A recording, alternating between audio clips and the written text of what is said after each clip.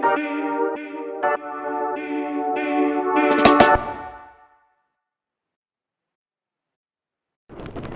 c'était l'île de terre. Donc, j'aimerais que tu essaies un peu d'insister sur la place de l'unité dans l'Église. Lorsque dans notre cas pratique en Europe, quelle est la place en fait de cela dans le domaine de l'unité? En effet, donc je disais que l'un des principaux obstacles du réveil, c'est vraiment l'esprit de religiosité. Il faut vraiment comprendre par l'esprit de religiosité, c'est vraiment l'esprit de mort. Si tu regardes dans les évangiles, Jésus, notre Seigneur, n'a pas eu autant d'opposition qu'avec les religieux de son temps.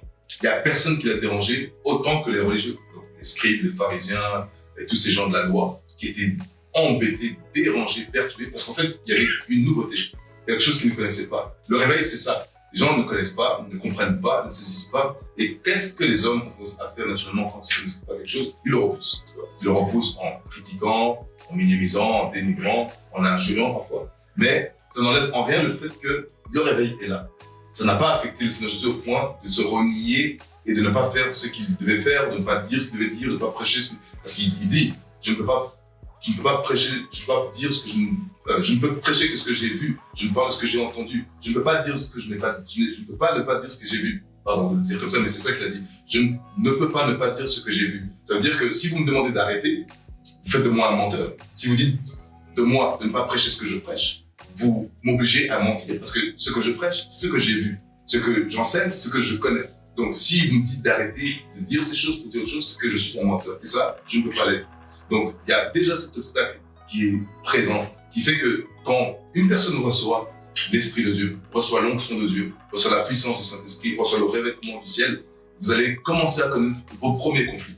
C'est là que les vrais conflits vont commencer. Avant ça, Jésus pouvait aller partout, n'avait pas de problème. Dès que le Saint-Esprit est venu sur lui, on l'a apporté au bord d'un précipice, on a voulu le jeter pour qu'il meure. On a voulu le lapider. Parce qu'il y avait une puissance qui était venue sur lui, qui le rendait capable maintenant de démontrer, d'illustrer ce qu'il disait, de confirmer la puissance qui l'accompagnait.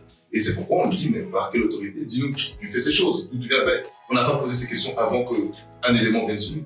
On n'a pas posé et demandé la question avant que le Saint-Esprit vienne sur nous. Ça veut dire que les troubles pour le vrai croyant, sujet au réveil, parce que je ne parle pas ici du réveil parce que tu vas forcément mettre la flamme dans les nations, mais je parle du réveil de ta propre conscience même, de ta vie, de ta conscience en tant que chrétien, ta nature d'enfant de Dieu, de renouveler. Cette conscience, cet éveil de conscience va apporter des tribulations parce qu'en réalité, c'est une vie qui veut triompher, c'est une vie nouvelle qui veut s'exprimer, qui fait que les religieux, les personnes religieuses, l'esprit religieux vont être embêtés. Parce que pour eux, la façon dont les choses doivent évoluer ou fonctionner, c'est de manière mécanique, conventionnelle. Tel qu'on nous a appris, tel qu'on nous a montré, ils corrèlent systématiquement Dieu à ce qu'ils savent, Dieu à ce qu'ils connaissent. Si Dieu a le malheur de faire une chose différente de ce qu'ils connaissent, les problèmes commencent. Je ne dis pas ça pour légitimer ou légiférer le fait qu'on doit tolérer tout et n'importe quoi. Non, c'est pas ce que je dis. Mais si on part du principe que Dieu peut sortir du cadre, et Dieu sort du cadre d'ailleurs, de ce que tu connais, et ça ne fait en rien de la personne occulte, un sataniste, ou à un marginal, entre guillemets, alors nous sommes face à des personnes pour qui il faut que Dieu envoie également une puissance de conviction et un esprit renouvelé et régénéré. Parce que l'esprit de religion condamne les gens à obéir, en tout cas hypocritement bien sûr, obéir à la loi, mais ne vivent pas la loi. Ils n'obéissent pas à la loi. Parce que la Bible nous dit clairement, si tu pêches contre une seule part de la loi, tu pêches contre tout. Or, personne ne respecte toute la loi. C'est pour ça qu'on parle de grâce plutôt que la loi. Bref, ça c'est pour mettre les choses dans le contexte. C'est pour ça que la loi, Dieu préfère la grâce à la loi. Et donc, par rapport à ça, ça doit nous donner l'engouement pour conserver l'esprit de vie. Cet esprit qui vient pour te donner la capacité d'influencer les autres, d'apporter le réveil, apporter le changement, c'est un esprit qui doit être combattu. D'ailleurs, ce qui va prouver et montrer que tu as vraiment quelque chose de différent, c'est le fait qu'on combatte ça. Jésus a été combattu par des gens qui prétendaient savoir mieux que lui, connaître mieux que lui, être même plus légitime que lui. Parce qu'ils revendiquaient leur filiation à Abraham. Ils disaient, nous sommes fils d'Abraham. Mais pourtant, ces mêmes fils d'Abraham n'ont pas identifié ce qui est sorti de la lignée d'Abraham. Parce qu'en fait, l'esprit religieux rend aveugle les gens. Parce qu'elle met le focus sur la loi, la doctrine, la rigidité et la léthargie, plutôt que de mettre la loi, le focus, le curseur sur la vie que donne l'esprit. Donc il y a une limite qui est établie pour ces gens-là, qui fait que si, par l'esprit de Dieu, vous voulez avancer passez une certaine limite, c'est là où vous aurez des problèmes. Qu'est-ce que vous devez faire dans ce cas? Est-ce que vous devez vous arrêter, renier ce que vous avez reçu, la conviction que vous avez? Certainement pas. Vous devez croire que Dieu est en train de vous utiliser pour apporter un réveil d'abord avec vous-même, puis autour de vous, et ainsi. Donc, chaque fois que vous allez avoir des oppositions dans ce sens, parce que vous allez dans une direction et que les autres voient une autre direction, ce n'est pas un indicateur pour vous pour dire que vous vous trompez. D'ailleurs, si vous êtes toujours en train de faire la même chose que tout le monde en étant en Dieu, vous devez d'ailleurs vous poser des questions. Parce que Dieu ne vous amène pas forcément ou systématiquement à être comme tout le monde et à faire comme tout le monde. C'est pas la masse, c'est pas la multitude qui est indicateur de l'approbation divine. C'est sur ceux qui ont ma parole et qui la gardent. Ceux-là, je suis avec eux. Donc, vous pouvez être dans la masse de ce que tout le monde fait comme tout le monde, mais Dieu n'est pas avec vous forcément. Donc, il faut vraiment être à l'aise avec ça, comprendre cette réalité, que si Dieu vous guide et que vous avez l'impression d'être seul, c'est pas forcément que vous êtes dans l'erreur. Et avancer dans cette direction pour garantir que Dieu puisse travailler et apporter un réveil au-delà de juste vous-même pour toucher les multitudes, parce que Dieu a besoin de quelqu'un qui doit porter le poids, quelqu'un qui doit être assez audacieux et assez courageux pour se dire je peux accepter les pots de banane, je peux accepter les injures, je peux accepter tout, parce qu'au final, à travers mon sacrifice, Dieu va se glorifier. Donc c'est vraiment mon avis et mon conseil pour ceux qui ont des situations comme ça où ils vont dans une direction mais qui sont exposés à l'esprit de religion, parce que l'esprit de religion veut toujours les tirer vers le bas, les garder vers le bas, parce qu'il y a une réalité dans l'esprit de religion, où les gens religieux, c'est qu'ils aiment avoir les gens sous leur domination. Ils aiment sentir qu'ils sont dans les premières places, qu'ils ont les éloges, ils parlent avec un discours grandiloquent, quoique de mort, vide, il n'y a pas de vie dans ce qu'ils font, mais ils aiment avoir l'impression qu'ils sont plus importants. Donc, quand vous essayez d'évoluer et de monter, que vous essayez de vous démarquer, la première chose qui va les irriter, c'est le fait que vous échappez à leur contrôle. Il faut vraiment s'en rendre compte. Vous échappez à leur contrôle, parce que dans l'esprit de la religion, c'est l'esprit de contrôle, c'est l'esprit de posséder, d'avoir à dire, en fait, de contrôler les mouvements, les gens, et toutes ces choses. Et tant que vous êtes à leurs pieds, tout va bien. Mais si votre grâce commence à passer et à faire en sorte que vous connaissez, vous avez des expériences, vous commencez à voyager, à naviguer avec l'indépendance, entre guillemets, vis-à-vis d'eux, mais dépendant de cet esprit, vous commencez maintenant à nuire. Parce qu'il y a le danger qui guette que vous allez commencer à ouvrir les yeux aux autres. Et si vous ouvrez les yeux aux autres, les projecteurs seront mis maintenant sur d'autres et plus sur eux. Parce que les gens religieux aiment les éloges, ils aiment l'attention, et donc c'est ça qui vous protège. Ils ne protègent pas forcément le salut, ils ne protègent pas forcément la vie des gens, c'est pas ce qui les intéresse, mais ils aiment cette impression d'être au centre, d'être important. Donc il y a un combat. Satan est derrière l'esprit de religion, Satan est derrière la religiosité, qui fait que si Dieu doit utiliser des personnes, le premier combat qu'ils vont avoir, le premier obstacle qu'ils vont avoir, c'est dans le corps de Christ même. Et ce qui nous amène, parce que je rejoins en développant ce que tu disais, que les églises soient divisées, les gens ne se parlent pas, tout ça, mais c'est un problème fondamental de compréhension. Dans aucun moment, avec les disciples, nous avons vu que l'église était divisée. En tout cas, je parle des 12 apôtres, ils étaient ensemble. Ils partageaient le pain ensemble, ils communiaient ensemble, et ils échangeaient tout parce qu'ils voulaient préserver l'intégrité de la foi, l'intégrité du corps. Parce que nous sommes un corps. Certainement, il y a diversité de ministères, mais le même Seigneur, il y a diversité de dons, mais le même esprit, diversité de personnes, le même Dieu que partout en tous. Ils connaissaient et ils comprenaient ces choses. Mais avant que Jésus meure et qu'il ressuscite et qu'il reçoive le Saint-Esprit, les disciples se battaient pour savoir qui est le plus important, qui pourrait être à côté de Jésus. Mais quand le Saint-Esprit est venu, il n'y a plus de problème comme ça. Il n'y a plus d'histoire comme ça. Mais avant ça, ils se battaient, je suis plus grand, je suis plus influent. Ils faisaient de la politique, comme on fait dans nos églises aujourd'hui, pour établir des gens, ou ordonner des gens que le ciel n'a pas appelés, que le ciel ne connaît pas, mais qui mettent pour leur acquis, leur intérêt et ce genre de choses. Donc, ils vont vouloir se battre, pas pour protéger l'intégrité du corps, mais pour protéger leur propre intégrité. Qui fait que s'il y a quelque chose qui s'initie et qui tente de faire de l'ombre à leur idéal, à leur vision, révolue, hein, mais pour eux, ils conservent cela, eh ben, il faut l'éteindre, il faut l'abattre, il faut le diminuer, il faut le repousser, il faut l'étouffer, parce qu'on ne veut pas que quelque chose nous échappe et qu'on perd en fait l'influence. Parce que ces gens-là, ils sont embêtés par l'esprit de compétition, de rivalité. Il faut bien comprendre que, je dis pas forcément que c'est tous, parce qu'il y a parfois de l'ignorance, parfois de l'insécurité, et je vais aborder ça parce que ça c'est un des problèmes majeurs qu'on voit dans beaucoup de leaders, beaucoup de pasteurs qui souffrent de ça, l'insécurité, qui ne supportent pas que les membres grandissent dans une certaine capacité surnaturelle de grâce, qu'ils puissent écouter quelqu'un d'autre, qu'ils puissent lire quelqu'un d'autre. C'est des choses qui nous sont totalement infondées, quoi, qui n'existent nulle part Nulle part on vous dit que vous ne pouvez pas. Bien sûr, je mets les choses en perspective. Je mets bien sûr en garde contre tout et rien parce qu'on sait qu'il existe tout et rien et n'importe quoi. Donc, il faut toujours être prudent, il faut toujours être sensible pour discerner ce qui est de Dieu, ce qui n'est pas, certes. Mais à partir du moment où vous pouvez identifier quelque chose de Dieu et que cela vous bénit, vous enrichit, vous avez le droit de profiter de ça. Et ça n'a rien à voir que le fait d'être un rebelleux, d'être un têtu ou autre, parce qu'on utilise des arguments comme ça de manipulation, de domination pour contraindre les gens et les rendre serviles, esclaves. Mais c'est pas la pensée de Dieu. Dieu voit un corps. Dieu est triste. D'ailleurs, quand une personne, un croyant, un enfant de Dieu, pense du mal de son frère, c'est des choses d'ailleurs que Dieu réprime. Ça ne lui plaît pas. Et j'ai envie de dire cet exemple parce que ça me vient à l'esprit. Dans le monde, par exemple, quand vous allez vous faire soigner, vous allez à l'hôpital, vous avez un problème d'ordre cardiaque, vous allez chez votre médecin généraliste, il a sa compétence, mais pas la compétence spécialiste pour le cœur. Il vous dira, je vous réfère à mon confrère, à ma consoeur cardiologue, qui va vous soigner. Il ne va pas se dire, ah non, je connais, mais je ne vous donne pas, parce que je veux que moi seul vous guérisse. Et si je ne vous guéris pas, ben, tant pis, vous mourrez. Non, parce que ce qui l'anime, ce qui le motive, c'est votre guérison. Ce qui est pour lui l'important et le plus important, c'est que vous allez bien. Alors il va vous référer à son ami, camarade, confrère, consoeur, pour qu'il prenne soin de vous, que vous obtenez votre guérison et que vous allez mieux. D'ailleurs, quand cela arrive, votre consultant, votre médecin, va appeler pour dire comment va-t-il? Oh, il va bien, tout va bien. Et tout le monde sera content parce que vous vivez et que vous allez bien.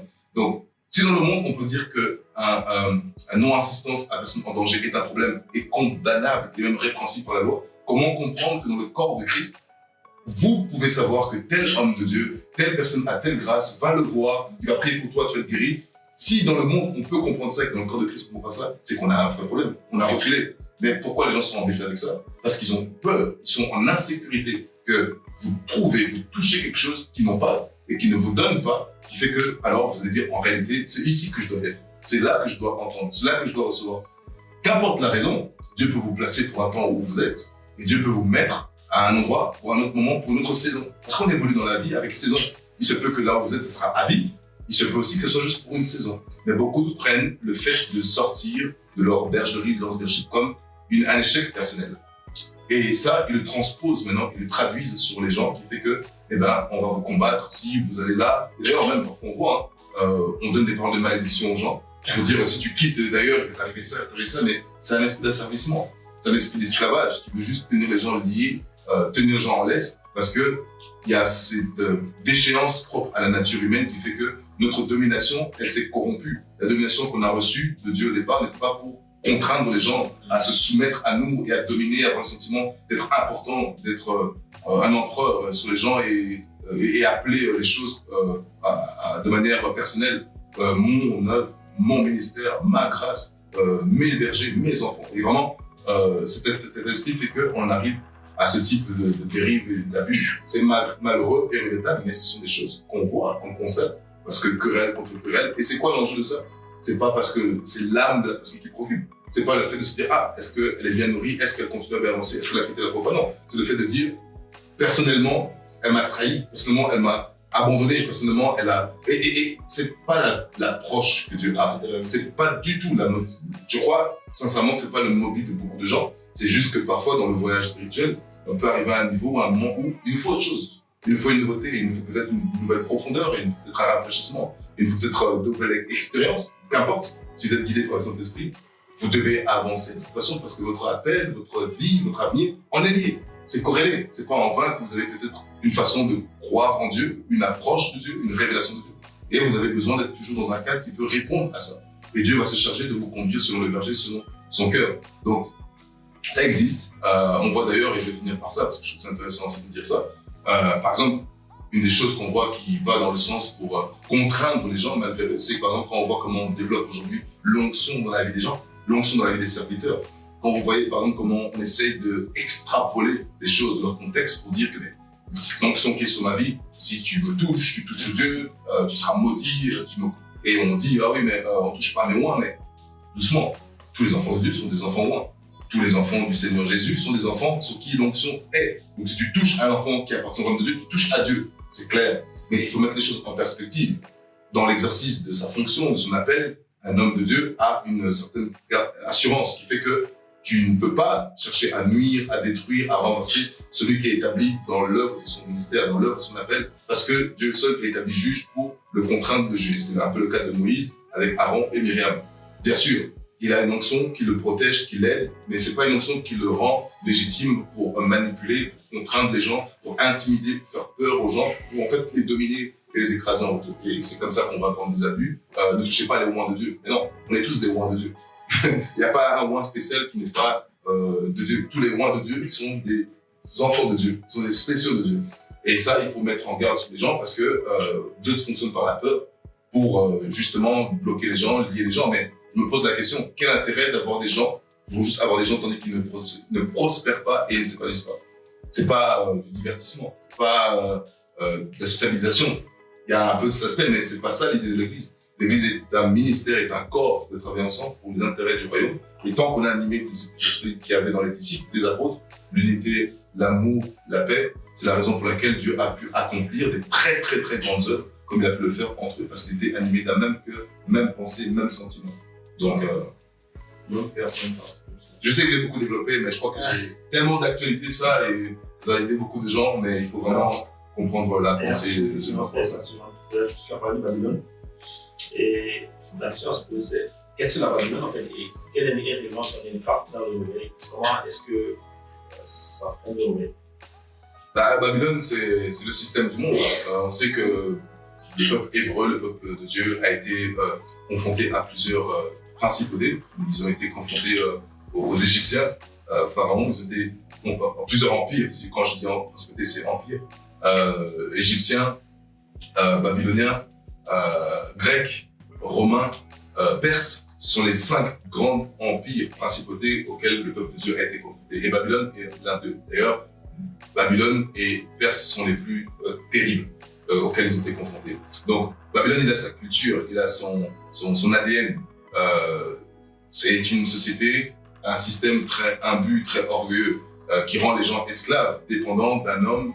Ici, c'était au temps de Nebuchadnezzar, mais il représente un peu l'image, un symbole de Satan, une forme de Satan, où vous allez fonctionner, vous allez pouvoir faire des choses, vous allez pouvoir travailler, mais votre vie est interminable, inarrêtable, c'est-à-dire que vous produisez effort sur effort, consentez sacrifice sur sacrifice, mais en fait, il n'y a pas grand-chose pour vous, parce qu'en fait, finalement, c'est pour Babylone. Babylone, mère de toutes les prostituées orgueilleuses que tu es, donc qui rend la vie des gens comme misérable, parce qu'en fait, leur vie, c'est pour servir ce Dieu Babylone à travers Nebuchadnezzar. Et donc, dans ce système-là, on a rendu les gens tellement esclaves donc, de leur travail, parce que ça, c'est vraiment le socle de Babylone, par leur travail, pour que tout ce qu'ils fassent tourne autour de ça. Donc, le travail devient Dieu. Ils ne peuvent pas produire grand-chose pour eux, ils ne peuvent pas se réaliser par rapport à leurs propres aspirations, leurs propres rêves.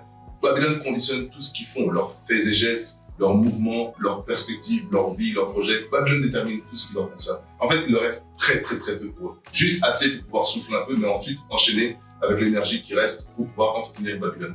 Et donc, dans ce cadre de vie-là, les gens qui vivent dans ce contexte, ce système, ne peuvent pas offrir grand-chose à Dieu. D'ailleurs, il n'y a pas de possibilité pour Dieu, parce que Babylone régit notre rythme. Et quand on a un peu de force, c'est pas dormir, c'est pour se reposer, pour réenchaîner. Donc on ne sait rien faire à part servir Babylone. C'est ça en fait, Babylone, c'est rien faire d'autre que se rendre disponible pour un système, entretenir un système à la tête duquel en fait c'est Satan lui-même, le diable. Donc dans ce système-là, c'est difficile parce que les gens ne voient plus l'importance, ou ne peuvent pas percevoir l'importance de se détacher de Babylone et de se remettre dans une posture où on peut remettre en question comment on vit, comment on fonctionne, comment Babylone nous impose des choses, pour revoir de manière normale, comme c'est censé être, pour qu'on puisse comprendre en fait qu'on va à contre-courant. On n'avance pas comme il faut avancer. On évolue en fait à contre-courant. On n'est pas productif pour nous, pour Dieu, et donc naturellement pour notre société. Parce qu'en effet, quand tu travailles pour Babylone, la société n'est pas fonctionnelle comme elle devrait fonctionner, et elle ne peut pas s'épanouir comme elle devrait s'épanouir. Par contre, quand tu peux te détacher et trouver encore du temps, parce que dans Babylone, tu peux chercher Dieu, crier à Dieu, Dieu peut libérer une force, libérer une puissance qui va faire que tu peux changer, influencer le sort, l'environnement et toutes ces choses. Donc, c'est établi, c'est un système codé, c'est un système rigide, un système dur, où on a fait en sorte de harceler, de épuiser les gens, de charger les gens avec toutes sortes de corvées, de sorte qu'il n'ait rien qui puisse porter en dehors des corvées qu'ils ont déjà.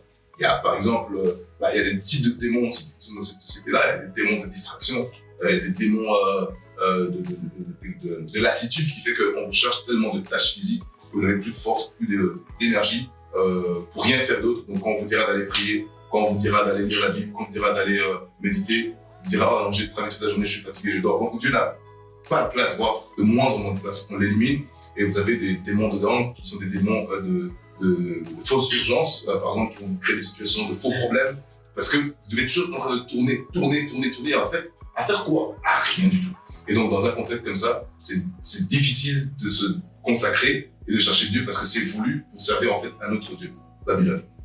Yeah. Wow. Ok. Donc, on va terminer avec ceci. Quand tu as dit pour une personne qui s'est retrouvée en Chine à Babylone aussi, alors est-ce que tu peux élever une prière simple pour une personne qui se trouve à Babylone? Ouais. Je regrette pour la personne ou les personnes qui sont piégées de Babylone. Mais Babylone fait beaucoup de victimes et il faut en être conscient. Beaucoup de victimes, c'est le système dans lequel le monde fonctionne, capitalisme, ultra-capitalisme. Mais il faut comprendre que Babylone n'a pas d'empathie. Babylone ne cherche pas à t'offrir des voies de secours, n'a pas besoin même que tu t'en sortes. D'ailleurs, je crois que vous connaissez chacun la réalité de ce qui est mis en place, des lois qui sont données, l'extension de l'âge de retraite, et toutes ces lois, et voilà. Tout ça, c'est pour vous garantir qu'on contrôle vos vies. Il n'y a pas de moyen pour échapper. Ça, c'est ce que le monde dit, mais Dieu n'a pas ça en perspective.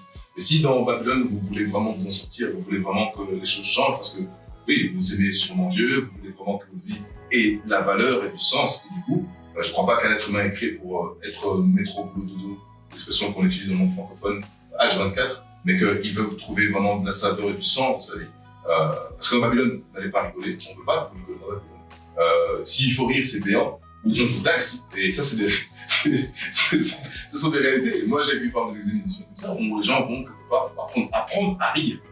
Apprendre à rire, si on se rend compte, parce qu'ils ne savent plus rire. Et vous voyez que quand ils rient, c'est même pas naturel. Vous dites, qu'est-ce que c'est que ceci? Mais parce qu'on fait esclavagiser les gens. Mais c'est pas la perspective que Dieu a pour les enfants. D'ailleurs, c'est pour ça que j'ai envie de dire aussi, même en parenthèse, il existe une onction de joie. Dans Dieu, il y a une onction de joie qui fait que quand sa grâce vous rencontre, l'onction de Dieu, donc le Saint-Esprit en vous, active cet esprit de joie. Votre esprit saisit et perçoit une grande joie, une extase dans votre âme qui fait que vous commencez à rire, mais c'est pas un rire intellectuel, c'est pas un rire mental, c'est pas un rire cérébral, ça vient vraiment du fond de votre entraille que Dieu insuffle. Donc ça veut dire que vous qui êtes de Dieu, vous n'êtes pas dans ce monde, vous n'êtes pas de ce monde, pardon, vous êtes dans ce monde, mais pas de ce monde, vous avez une autre réalité. Et si vous voulez vivre cette réalité, vous devez vous donner la peine, vous devez vous faire mal pour créer le temps, le peu que vous pouvez créer en réalité par rapport à vos réalités et vos conditions, mais ce peu de temps peut vous aider, peut vous suffire à rebâtir une relation saine avec Dieu, mais naturellement aussi, et par conséquence, avec vous-même, pour pouvoir vivre une vie que Dieu a prévue pour vous, pas une vie sans sens, qui n'est fait que de contraintes, qui n'est fait à la limite que de frustration, parce que ça, c'est le sort de beaucoup de gens qu'on voit aujourd'hui, et ce qui explique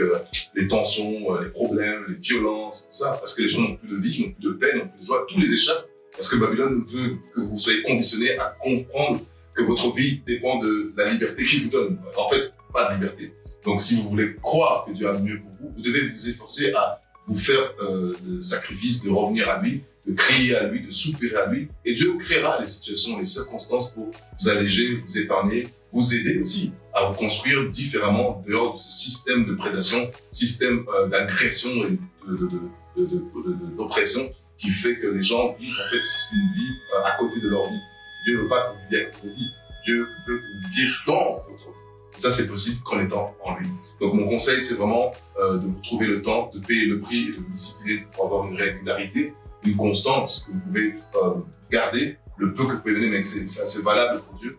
Et ne pensez pas que pas prier peu ne compte pas. Non, chaque fois que vous priez, le peu que vous pouvez prier, ça a un écho, ça produit quelque chose. Et ça, si vous pouvez le bâtir et maintenir pour avoir un autel consistant, fort, vous allez voir que vos prières vont générer assez pour pouvoir vous aider à bâtir quelque chose de solide avec Dieu qui va vous aider à pouvoir surmonter et dépasser le contexte oppressant, esclavagiste, destructeur dans lequel Babylone met des millions et des millions, voire des milliards d'êtres humains sur Terre. Yeah.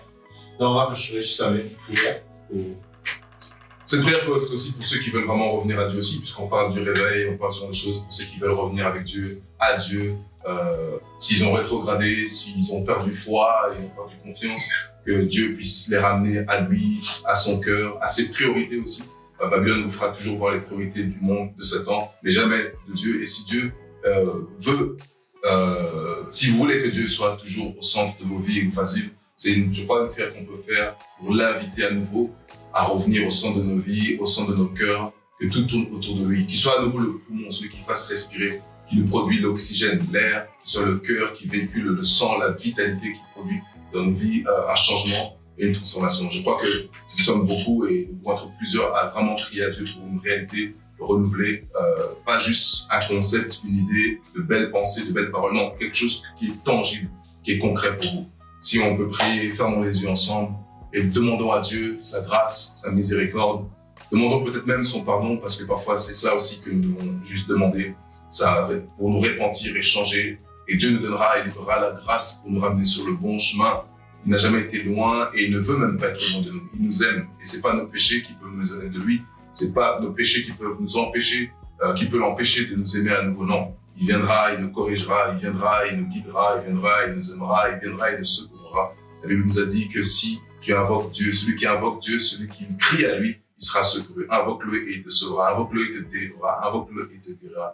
Oh oui, tendre Père, aujourd'hui encore, nous voulons t'invoquer dans nos conditions, dans nos réalités, que tu viennes à nous, que tu nous secours, que tu nous délivres, que tu nous guérisses, que tu nous répares des conditions ou des réalités dans lesquelles nous avons été enchaînés, emprisonnés à notre insu, parfois même avec notre propre complicité ou notre propre consentement. Mais nous te demandons ton pardon, ô Dieu, du haut de ton trône de grâce et de miséricorde. Tu nous as dit que nous pouvons nous approcher avec assurance. Tu as connu nos conditions, tu as connu l'humanité, Seigneur. Tu as vu les faiblesses, les limites. Tu as vu les manquements, les péchés. Tu as vu, Seigneur, la souillure. Tu as vu les tentations. Seigneur, tu as connu tout ça. Mais nous savons que nous ne pouvons rien faire sans toi. Tu as dit, sans moi, vous ne pouvez rien faire. Aujourd'hui, nous revenons à toi, Seigneur.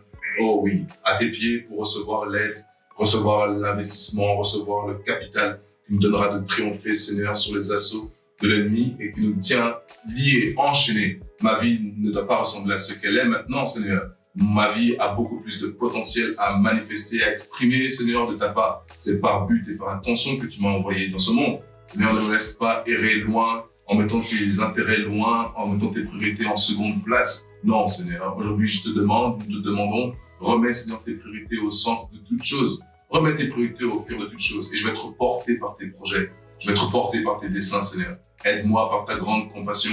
Aide-moi par ta grande miséricorde, Seigneur. C'est le cri de nos cœurs aujourd'hui, à travers cette émission. C'est le cri de nos cœurs aujourd'hui. C'est le cri de notre cœur aujourd'hui. C'est le soupir de nos âmes. Viens à nous et ranime-nous pour que nous retrouvons notre joie. Oh oui, ta parole a dit, n'enlève pas ton esprit en moi. Ne me retire pas ton esprit. Ramène la joie de mon salut. Ça veut dire que si nous pouvons encore penser aujourd'hui qu'il est possible de faillir, il est possible de s'éloigner, et que nous avons encore la conscience, Seigneur, que nous ne voulons pas nous éloigner, c'est parce que nous avons encore ton esprit en nous. Oh, ne retire pas ton esprit, ranime la joie de notre salut. Je prie cette prière pour quelqu'un aujourd'hui, Seigneur. J'ai pris cette prière pour plusieurs aujourd'hui, Seigneur. Ranime notre joie, la joie de notre salut. N'enlève pas ton esprit. Si tu nous enlèves ton esprit, si tu nous quittes, nous sommes morts. Si tu nous quittes, nous sommes perdus, Seigneur. Sans toi, nous ne pouvons rien faire. Et je le reconnais, nous le reconnaissons volontiers, Seigneur. Alors nous nous humilions devant toi. Bénis nos âmes aujourd'hui, Seigneur. Bénis nos vies aujourd'hui. Bénis notre avenir. Bénis notre relation, notre marche avec toi aujourd'hui, Seigneur. Je te prie et demande, Saint-Esprit, restaure toutes choses par ta grande puissance et ta grande gloire, ta grande grâce, Seigneur Jésus. Viens à moi alors que je m'approche à toi. Seigneur, viens à ma sœur, à mon frère, alors qu'il vient et qui crie à toi, Seigneur. Étends ta main d'amour, étends ta main de paix, étends ta main de guérison et renoue, Seigneur, ce lien, cette connectivité avec ton trône, Père. Je bénis ton nom, je rends gloire et grâce au Dieu de mon salut. Encore une fois, nous te remercions, Seigneur. Que l'honneur et la gloire te reviennent, toi qui nous aimes, toi qui nous veux du bien et qui nous fait toujours du bien. Nous avons prié en ton nom, Seigneur. Amen. Amen. Voilà, bien-aimés, nous sommes arrivés à la fin de ce programme. Nous croyons par la foi que vous avez été bénis, richement bénis. Pour nous, nous nous arrêtons ici. Zidane, je te remercie encore de ce temps qu'on a passé. Alors pour vous qui nous suivez, n'hésitez pas à vous abonner, n'hésitez pas à liker, n'hésitez pas à partager si vous voulez toujours rester connecté avec les nouveautés, les choses à venir, les belles choses à venir. et avoir les informations au moment exact, au moment précis et toujours être à jour. N'hésitez pas à faire cela et je vous dis à très bientôt. À bientôt. Bye bye.